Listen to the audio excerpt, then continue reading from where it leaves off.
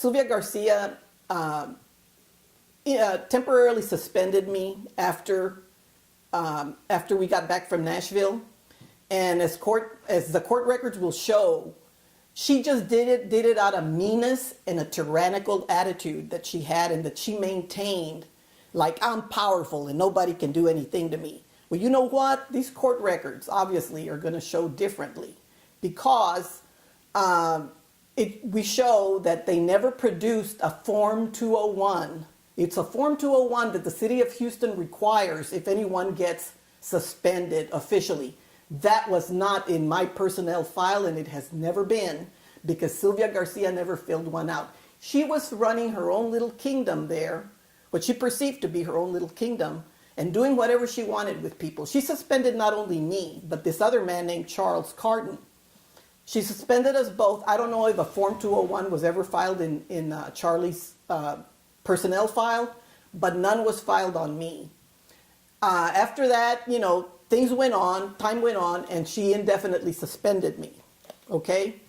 I remember that I had even joined the union, the municipal employees union, and I had a union representative with me at a pre-civil service hearing, I believe.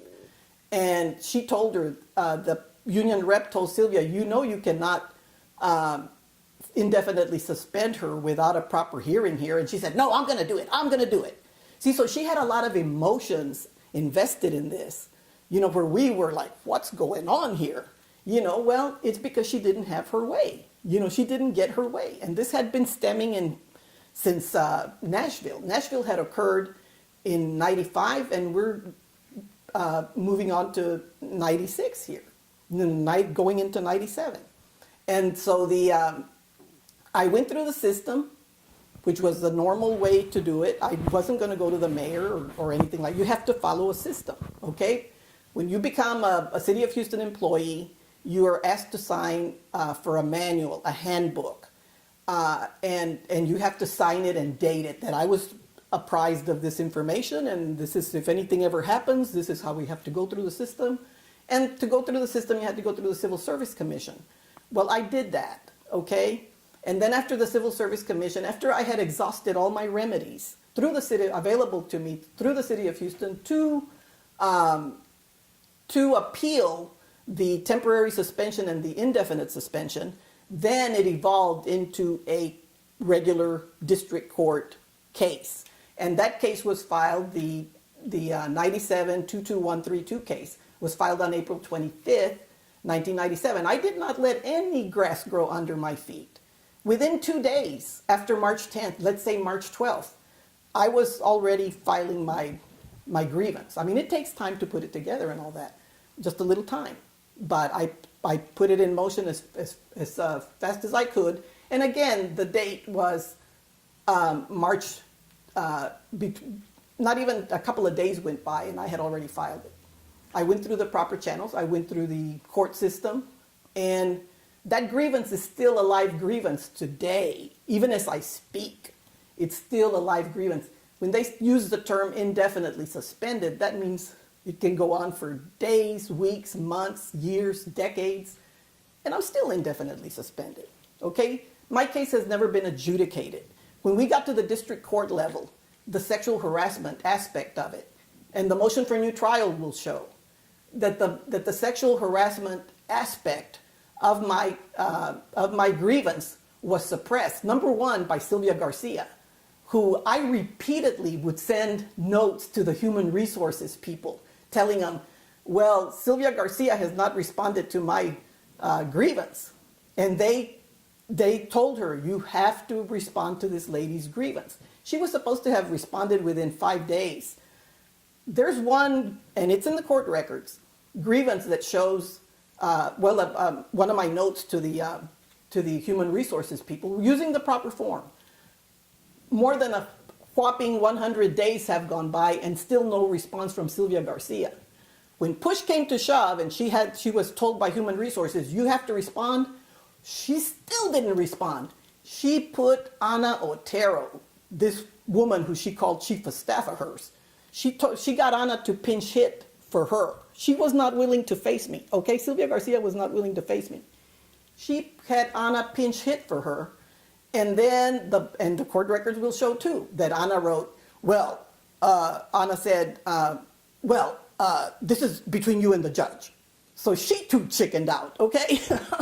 So here we are. What day is this? You know, we're in October, November of 2018, and I still haven't had my grievance responded to regarding sexual harassment by Sylvia Garcia. Now, when it was at the district court level, there was a judge there named Tony Lindsay. Tony Lindsay had been there for years. Her husband was county judge at the time and all that. And anyhow, my case went to federal court. Now, in federal court, the case number I believe to be 97 CV 2186. And it went before Judge Belinda Harmon, who transferred it to Magistrate Francis Stacy.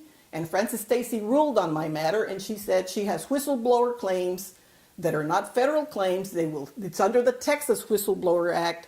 So I am remanding this case to the 280th District Court in Harris County to deal with it. Well, guess what? Harris County did not deal with it. They did, and of course, as you will read in the motion for new trial, that the sexual harassment was definitely an integral part of this attack that I had to endure from Sylvia Garcia.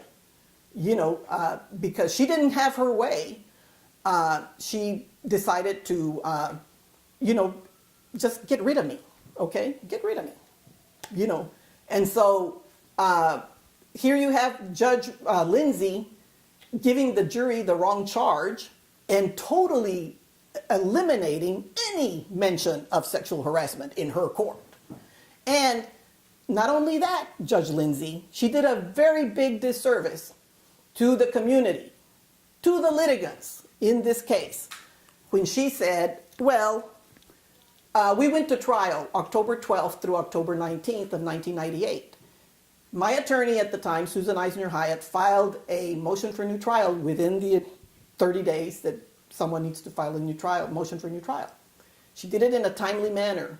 However, Judge Lindsay did not rule on that motion for new trial. She just let it sit and collect dust in her chambers, and she admits it. There's also a record there of Judge Lindsay in the case file showing that she says her mind, and this is dated like September 2nd or so of 99, okay? We're looking at 11 months that went by.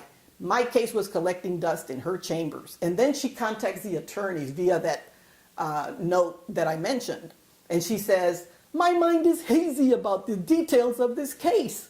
And I'm going to rely on the attorneys, although their minds might be hazy too, to give me the facts and details of this case. And can we meet on September 30th or something like that? Well, then they met. And despite her admission that she was hazy about the details and facts of the case, and the attorneys might be as well, she signed off on my case during dead week at the courthouse, when there's no public, nothing. It's not open to the public at that time. It's when they do this housekeeping, let's clean up, get rid of cases that have been sitting around for a long time frame. And that's when she signed off on it. So she too suppressed my sexual harassment matter, despite Susan's motion for new trial and the, the arguments she presented for it being actually such an integral part of the matter. She was overt in the sense when she yelled at me in an angry tone, okay, from that parlor. You know I can give you the jury shepherd job, but you'd have to keep your nose clean and don't get suspended. Okay, so she was giving me that message at the time. It didn't register in terms of, it was new to me. She had just started this business of, being there in a naked on her bed, and then jumping around over there to go to the parlor, and then saying this bit. See, she had been assigning me a jury shepherd job that was a higher pay grade than what I was in. That's what I had, the job that I had as a senior service clerk and as an assistant to the presiding judge there at the municipal courts. The jury shepherd job was an administrative type job, more, at least a couple of job classifications and higher pay. But they kept assigning it to me, but I was never getting paid for it. That's why she brought up the jury shepherd job, and they had been dangling that like a carrot in front of me prior to the Nashville trip. See, and then when I got there, that's in retrospect, I can see she said that because she said, I can give you that job, but you need to keep your nose clean and don't get suspended. And then the next thing I know, she's suspending me temporarily and then indefinitely. I can't just go to the mayor and say, look, she did this to me, or he did that to me, or whatever. I have to go through they have a process there for all employees, Civil Service Commission, in case there's a problem or something that needs to be resolved. After that, if you exhaust all your remedies and you still feel that it has not been resolved, then you can take it to a higher level, which is the district court. Anyhow, I happened to be around Susan Hyatt at that time, okay?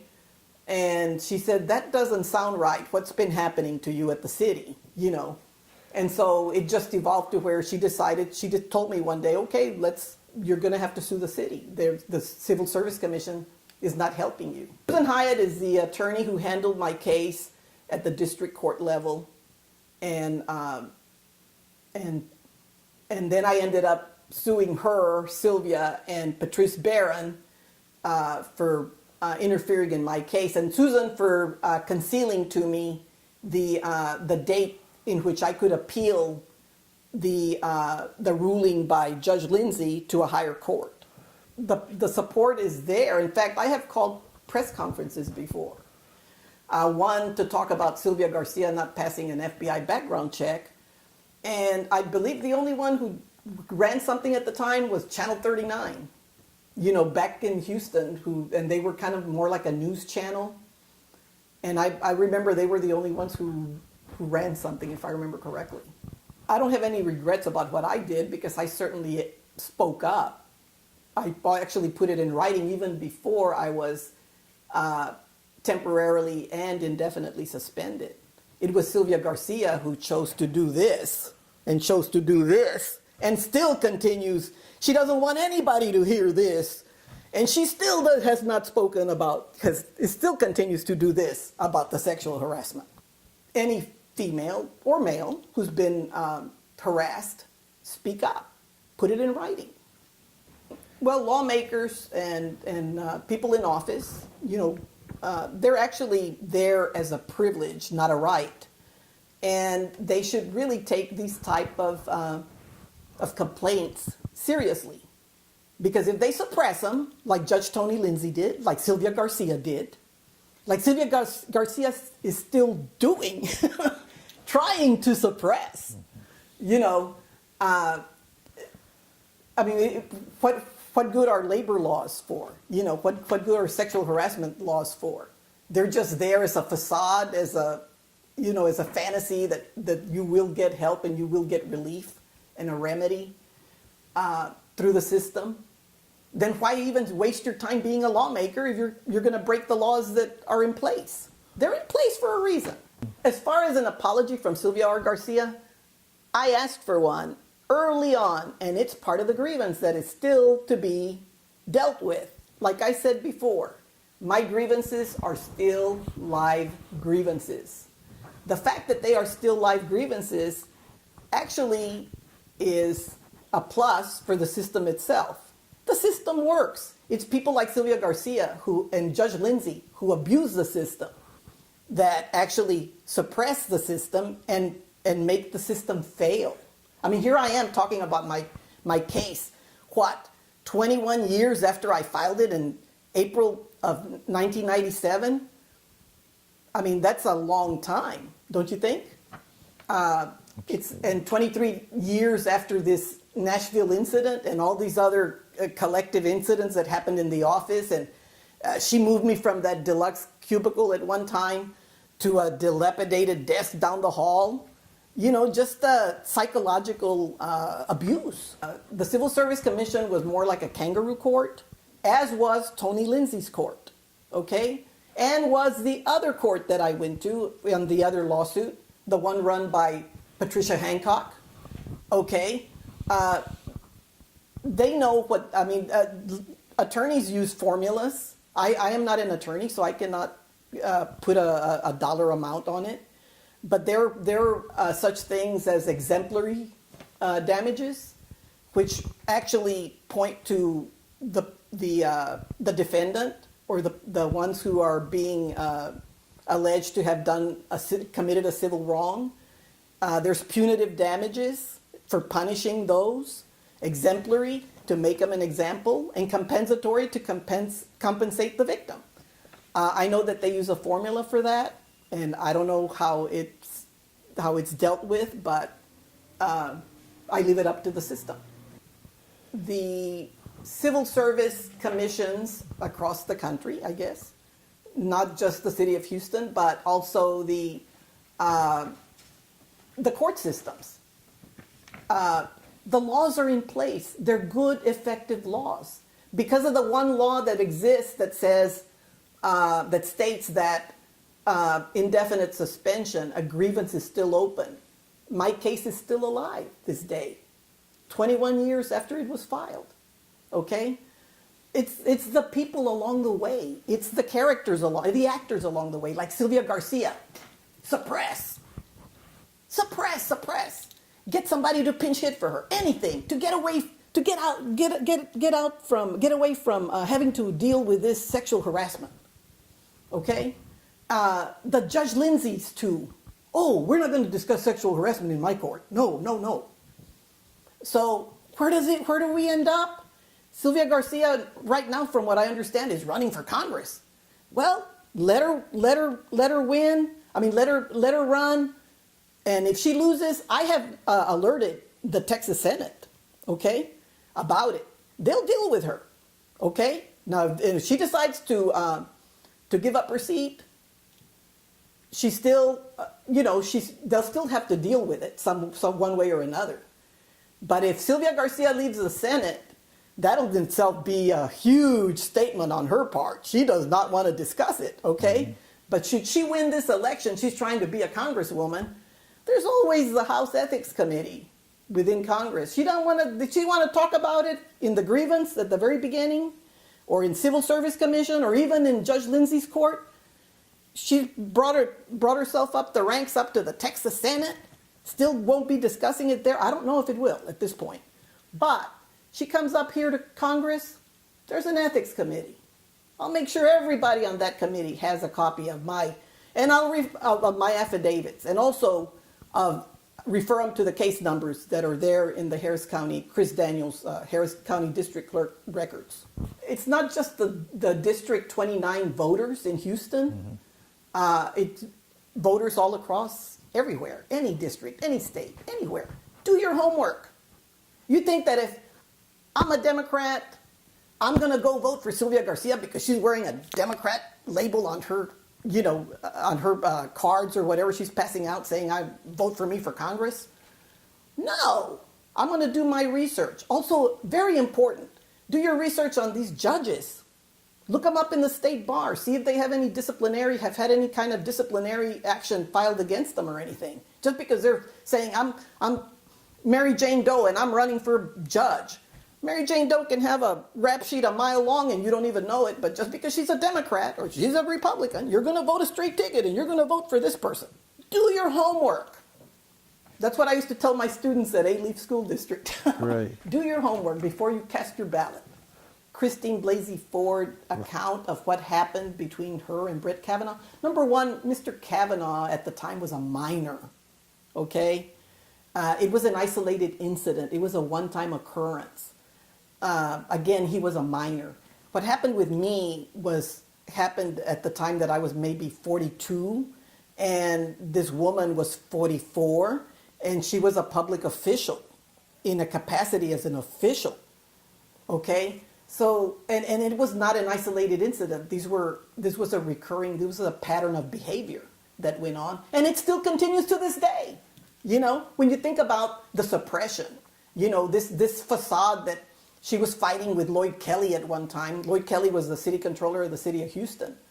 And she was fighting with him publicly about, I'm not gay and this and that, And so she's made all those comments, and to me, the way I see the Christine Blasey Ford thing, I mean, it was an isolated incident. The Brett Kavanaugh, whether he did it or not, he was a minor. Okay, this woman was not a minor, is still not a minor, but she's definitely a suppressor, and doesn't want to play by the rules. She wants to sidestep the system because she's Sylvia Garcia. Well, she doesn't want to abide by the laws and the rules or anything. Not the rules of the city of Houston, the Texas rules of civil procedure with the district court, the federal rules of civil procedure with the Magistrate Stacy having sent the Texas whistleblower case back to the district court to remand it there to be dealt with. And more importantly, she's not being honest with the people she wants to serve. This situation between me and Sylvia Garcia, this was not an isolated incident like the Brett Kavanaugh, Christine Blasey Ford situation. Mine was in the workplace and outside the workplace. She just continued, any little opportunity she had, and this was a pattern of events. It was a series of events, and they're all documented. And again, my grievance is still open, and Sylvia Garcia still has not responded to sexual harassment. The sexual harassment that I wrote back on July 29th, September 30th, whenever the grievances were filed, of 96. See? So, and mine's all documented, okay? So, and I did go to the proper authorities. I have names, I have locations, I have everything.